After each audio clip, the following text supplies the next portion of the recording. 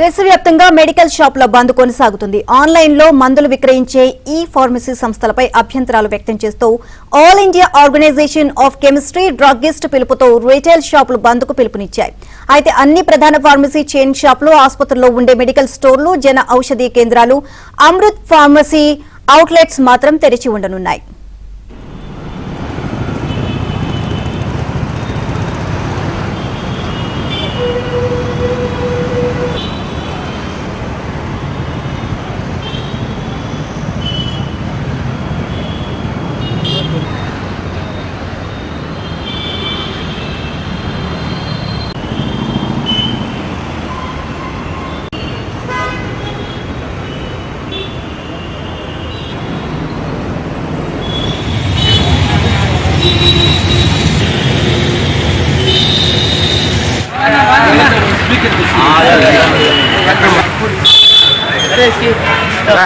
उत्तर अभिन्न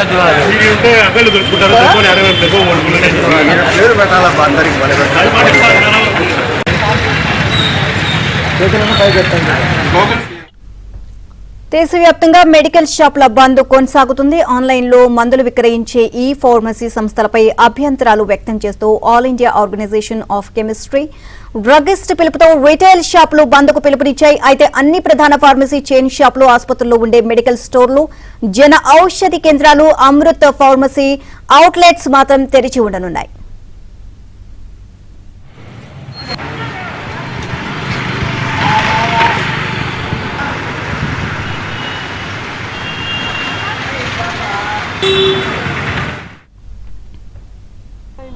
అమ్మకాలు సాగడం వల్ల మా జీవనోపాధి దెబ్బతింటుంది, ప్రజల ఆరోగ్యం దెబ్బతింటుంది. రెండవది, ఈ కార్పొరేట్ శక్తులు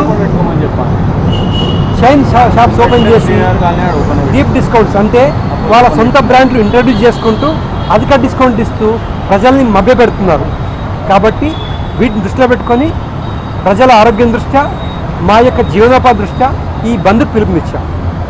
ఈ బంద్ వల్ల ప్రజలకి ఉపయోగపడే కార్యక్రమాలు ఏంటంటే హ్యాబిట్ ఫార్మింగ్ డ్రగ్స్ కానీ, తర్వాత ఈ యాంటీబయాటిక్స్ కానీ, తర్వాత ఎంటీపీ కిట్స్ కానీ పక్క ఉన్న మెడికల్ షాప్లో ఎవరు ఇవ్వరు కాబట్టి ఆన్లైన్లో తెప్పించుకుంటున్నారు ఎక్కువగా.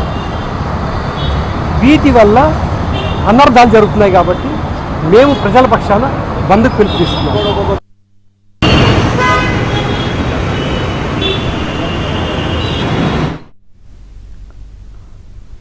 మెడికల్ షాపుల బంద్కి సంబంధించి మరిన్ని అప్డేట్స్ మా కరెస్పాండెంట్ ప్రవీణ్ అడిగి తెలుసుకుందాం. ప్రవీణ్, మొత్తం దేశవ్యాప్తంగా మెడికల్ షాపులు బంద్కి అయితే పిలుపునిచ్చే ఓవరాల్గా దీనికి సంబంధించి అప్డేట్స్ ఏంటి? ఎస్ నీలిమ, ఆన్లైన్లో మెడికల్ అంటే మందులు నిలిపివేయాలని చెప్పేసి నుంచి ఆల్ ఇండియా మెడికల్ అసోసియేషన్ వాళ్ళు బంద్కి పిలుపునిచ్చారు. సో ఈ రోజు ఉదయం నుంచి కూడా రాత్రి అర్ధరాత్రి 11 గంటలకు కూడా దాదాపుగా దేశంలో ఉన్నటువంటి మెడికల్ షాపులు అన్నీ కూడా రిటైల్ వ్యాపారాన్ని కూడా, అలాగే డిస్ట్రిబ్యూటర్స్ కూడా బంద్లో స్వచ్ఛందంగా పార్టిసిపేట్ చేస్తున్నట్టు పరిస్థితి కనిపిస్తుంది. ముఖ్యంగా ప్రభుత్వం ఈ యొక్క విక్రయాల మీద దృష్టి పెట్టట్లేదు. ఇష్టం వచ్చినట్టుగా యాంటీబయాటిక్స్ కావచ్చు, మత్తుకు సంబంధించిన మెడిసిన్స్ కావచ్చు, అన్నీ కూడా విచ్చలవిడిగా ఆన్లైన్లోనే విక్రయిస్తారని చెప్తున్నారు. అలాగే డిస్కౌంట్ విషయంలో కూడా మేము 20% డిస్కౌంట్ ఇస్తున్నాము, కానీ వాళ్ళు మాత్రం 40-50% డిస్కౌంట్స్ ఇస్తున్నారని చెప్పేసి కూడా వాళ్ళు చెప్పినటువంటి పరిస్థితి కనిపిస్తూ ఉంది. అయితే ఆల్ ఇండియా మెడికల్ సంబంధించినటువంటి ఈ యొక్క స్ట్రైక్కి హైదరాబాద్కి సంబంధించినటువంటి వాళ్ళు కూడా మద్దతు తెలిపారు. ప్రస్తుతం మనతో పాటు ఉన్నారు, వాళ్ళు కూడా అడిగి తెలుసుకుందాం. ముఖ్యంగా ఏం జరుగుతుంది మెడికల్ సంబంధించి రిటైల్ వ్యాపారస్తులు? సార్ చెప్పండి, ముఖ్యంగా దేశవ్యాప్తంగా కూడా బంద్కి పిలుపునిచ్చారు. సో ప్రభుత్వంలో గతంలో కూడా మీరు అన్ని కూడా ఇవ్వడం రిక్వెస్ట్లు చేయడం జరిగింది, ఒక డిస్కౌంట్కి సంబంధించి కావచ్చు, ఆన్లైన్ విక్రయాలకు సంబంధించి. ఈసారి ఎలాంటి ముందు వెళ్తున్నారు, ప్రభుత్వానికి ఏ విధంగా నివేదిస్తున్నారు? ప్రభుత్వానికి మా నివేదిక, మా విన్నపం, మా యొక్క దైన్య స్థితిని విలావించుకున్నాం ఇప్పటికే ఎన్నోసార్లు. అయినా కూడా ప్రభుత్వాలు మా మొర ఆలకించలేదు. అంటే మొన్న 4 రోజుల కిందనే సెంట్రల్ మినిస్టర్ పీయూష్ గోయల్ గారు ఒక మీటింగ్ ఏర్పాటు చేసి దీనిపై త్వరలో ఒక నిర్ణయం తీసుకుందామని చెప్పారు. మేము బంద్కు పిలిపించేంత పరిస్థితి వచ్చింది. మాకు ఎసెన్షియల్ కమాడిటీస్ అయినా సరే ప్రజల పక్షాన్ని నిలబడి కొట్లాడడం కోసం మేము బంద్కు పిలుపునిచ్చాము. ఇక్కడ 2 రోజుల కిందనే మన కేంద్ర మంత్రివర్యులైన కిషన్ రెడ్డి గారికి మా విన్నపం విన్నవించాము.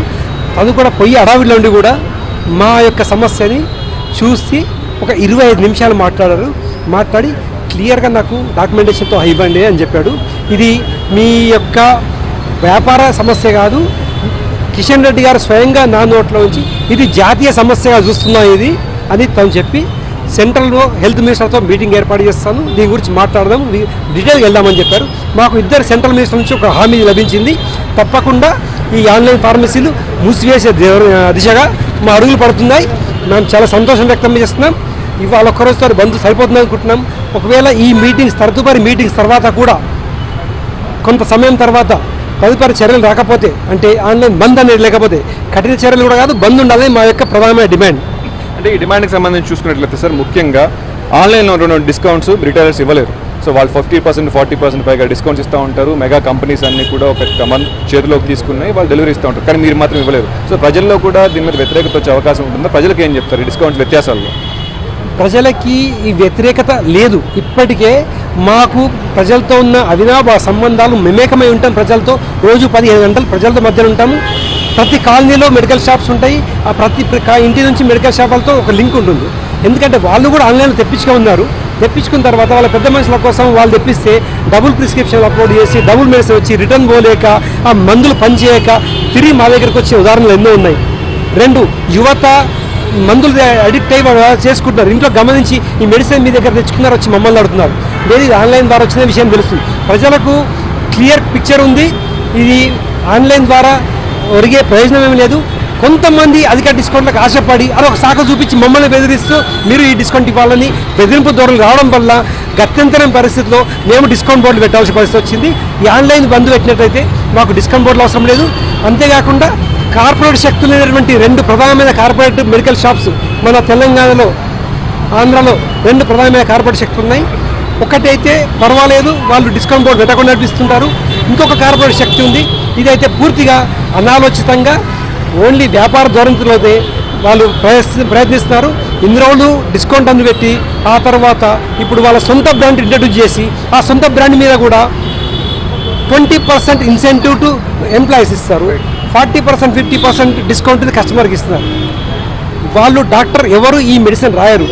వాళ్ళు డాక్టర్ రాసిన మెడిసిన్ని వీళ్ళు సబ్స్టిట్యూట్ చేస్తూ అందిస్తున్నారు.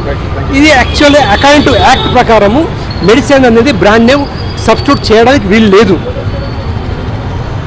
కానీ ఇది వీళ్ళు సబ్స్టిట్యూట్ చేస్తున్నారు. ప్రధానమైన మా డిమాండ్ ఇలాంటి శక్తులను కూడా అధికారులు అడ్డుకోవాలని మా యొక్క ప్రధానమైన డిమాండ్.